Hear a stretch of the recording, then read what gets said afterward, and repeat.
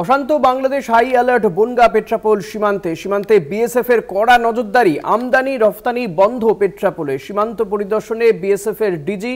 ভারত বাংলাদেশ সীমান্তে কড়া নজরদারি, যে ছবি আপনারা দেখতে পাচ্ছেন, হাই অ্যালার্ট বনগাঁ পেট্রাপোল সীমান্তে বিএসএফ এর কড়া নজরদারি। বিএসএফ এর ডিজি সেখানে যান।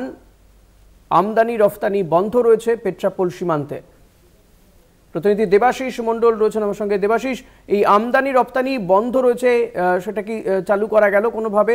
যদিও ঘোজাডাঙ্গাতে দেখা যাচ্ছে যে আবার কিছু ট্রাক যাতায়াত শুরু হয়েছে। না দেখো, আমি কিছুক্ষণ আগে এখান থেকে ক্লিয়ারিং এজেন্ট কার্তিক চক্রবর্তী তার সঙ্গে কথা বলেছিলাম।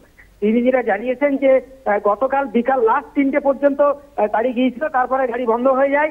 এরপর আজ কিন্তু সকাল থেকেই মানে এক্সপোর্ট ইম্পোর্ট দুটোই বন্ধ রয়েছে। তবে এই এক্সপোর্ট ইম্পোর্ট কবে চালু হবে সেটা কিন্তু পরিষ্কার করে কেউই বলতে পারছেন না।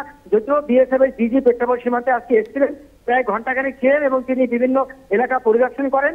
তবে আধিকারিকদের সঙ্গে কথাবার্তা চলছে যদি কোনো রকম ভাবে মানে এক্সপোর্ট করা যায়। কিন্তু গতকাল থেকে শুরু করে আজ পর্যন্ত যত গাড়ি গেছিল বাংলাদেশে, এরকম প্রায় 600 গাড়ি আটক রয়েছে। বাংলাদেশের ড্রাইভার এবং খালাসি তারা আটকে আছে। তাদেরকে কিছু কিছু গাড়ি সকাল থেকে আজকে তারা কাছে ফিরে আসছে খালি গাড়ি। কিন্তু ভারত থেকে কোনো গাড়ি পেট্রাপোল সীমান্ত দিয়ে বাংলাদেশে যাচ্ছে না, বা বাংলাদেশ থেকে কোনো মাল বোঝাই গাড়ি কিন্তু ভারতে আর ঢুকছে না। এটা বন্ধ রয়েছে। কিছু খালি গাড়ি যেগুলো দাঁড়িয়ে ছিল বাংলাদেশের ভেতরে, সেইগুলো তারা কি করে ত্যাগ করছে ভারতের মধ্যে।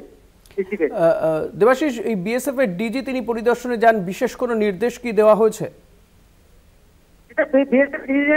উনি প্রায় ঘন্টাখানেক ছিলেন এবং আধিকারিকদের সঙ্গে মিটিং করেছেন। পাশাপাশি তিনি বর্ডারের যে 0 পয়েন্ট এলাকা সহ বিভিন্ন এলাকা পরিদর্শন করেন এবং তাদের সঙ্গে কথাবার্তা বলেন এবং সে সমস্ত ব্যাপারটা নিরাপত্তা ব্যবস্থা খতিয়ে থাকেন যে পেট্রাপোল সীমান্তে কি ধরনের নিরাপত্তা রয়েছে, আরো কি করা উচিত বা নতুন কিছু করা উচিত কিনা, সমস্ত ব্যবস্থা কিন্তু খতিয়ে রেখেছেন।